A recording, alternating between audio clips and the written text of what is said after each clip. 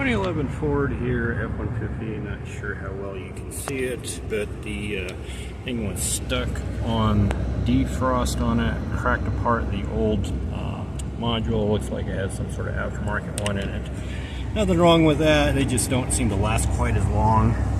So what I did is I took the gear out, put it in there, and going to run it through the modes and see if we have a change on it. So reaching my arm up in there. Trying to anyways. Okay, there we are. That's one detent on it. I feel a little bit on the floor. Another detent on it. Let's see, that should probably be the next one. Feels more floor, I think that was split. Okay, going clockwise one more, and I think that's going to be on the vent on it direct. So there's a possibility this thing could have an issue with the module itself driving this, but these blend door actuators are pretty common, so I'm going to try that first and see what that does. 2011 F150 here, and this is also on the blend door, so for the temperature on it. This is a single unit, and you can get to it with pulling radio in the dash thing. There's a couple of videos showing that. Also get to it through the glove box here. So cracked this one apart as well. Going to verify that the door is working. It is feeling like it moves properly, so the concern on this thing was it has no heat. So I'm gonna put this back a little bit together so nothing's gonna be not working, and run it and see if the temperature changes. Looks like maybe it's just about a couple of bad actuators, but that's what I'm gonna start with. Okay, have the stuff kind of back together, and this is what we're getting on that. It's looks about the one side is about 130. Looks like this side probably pretty close to the same. Yeah, about 130. So I'm gonna reach down in here, and I already had it kind of fall out once, so you gotta kind of hold it together with both hands, and I am turning it. Then we can watch. The air feels cold, so we'll see what the air goes down to. It's pretty good so far. It's feeling pretty good. Ambient outside is showing 29 degrees, but I think our high is about 88 today, so we're probably right around 80, somewhere like that. Taking a minute, but we're coming down. That green area is if it's blowing perfectly on the air. Cooling fan's awfully noisy. I don't know if that's a problem or not, but looks like on this one here, the actuator is potentially the problem, as long as it's getting good control. Both the airflow one, the vent one, the air distribution one, and the temp one here. This is a single control system, so this is a little bit different. Apparently some of them have one on each side if it's a dual control on the temp, but this one here is just single, so that's in the middle of the dash there. You can kind of sneak it out. So we're running right about 50 degrees on that there, and there. Like to check both sides on the vents, because if the refrigerant's low on it, it can have a different reading as far as that goes on that.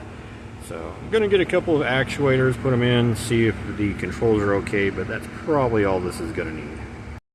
2011 Ford F150 doing blend door, actually temperature door actuator. You can kind of sneak it through there. And through the glove box. You kind of do both at the same time. Just a overview of what needs to be done to get to this, at least on this model. There are two screws under here. Do not take those out. You do not need to. So the two that you'll have to take out will be the top two here, be one down here. There's also 4, 1, 2, 3, 4 for the CD player if it's equipped. Obviously spare connectors. This one here I wasn't able to unplug, and instead of breaking it, just kind of let it be on that. And so these do have to pull out a little bit on the trim panels to be able to release it, but gonna go back together, and I believe the total on it is just the 2 screws up top, 1 in the center there, and then obviously the 4 for the CD player or radio module holding it in. 2011 F150, got it together here, replacing the load door actuator down there, the blend door. This is a single control, so it only has 1 in the middle on top there. Get to it through the glove box, put that back up in a second. Did have an issue where this here doesn't like to stay in, and this here doesn't like to stay in very well either, so we'll let the customer know about that and see what they want to do about that. But now we have it where it's cold. So you can see that there. We're about 50 on the left vent. We're at about 50 on the right vent. Now I'm going to go ahead and turn the temperature knob up. You should see it start climbing up. I can feel it heating up right away. This is running high fan with the AC on. I don't know if that's normal or not. It sounds a bit excessive to me, but I'm not familiar with this model, whether that is correct or not. No, as far as heat goes, minimum good heat should be about a 130 on it. Excellent heat's going to be about 150. I don't think this thing's fully warmed up. We're getting pretty close. Let's see. It's in the middle of the gauge, so it should be pretty close on it. Let's see what we got here. So yeah, 130 out of the right vent. We got here, that's about 140 out of the left vent. They're climbing up, so yeah, this has excellent heat. And this here also is now working with the mode door stuff. So that is split, not as much airflow going through it. Doesn't show well on the video. Going there to floor, air changing, hit it again. That is floor and defrost on it. And then this one here is full defrost. And that's where it was stuck before. Oh, that's not full defrost.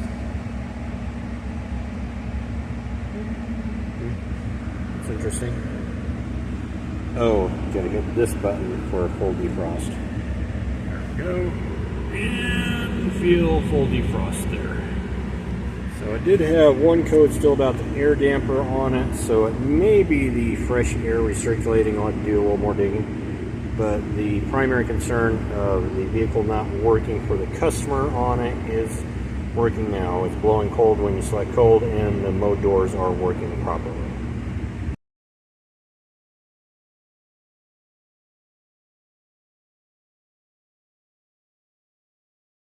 2011 F150 did some actuators. I thought the pressures weren't quite right on the AC. You can hear the fan is no longer on high.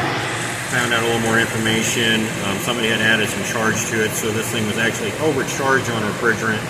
This one calls for 24 ounces or 700 grams on that. Cooling's about the same, but I'm guessing on a super hot day it wouldn't be too well. But yeah, we're running about right around 200, and on the low side it was pretty close to 30. So 30 and 200 on a 12 or a 34 system is generally going to cool pretty good. So this one here just had a little bit of more refrigerant than it needed to on it, but the pressures are correct now.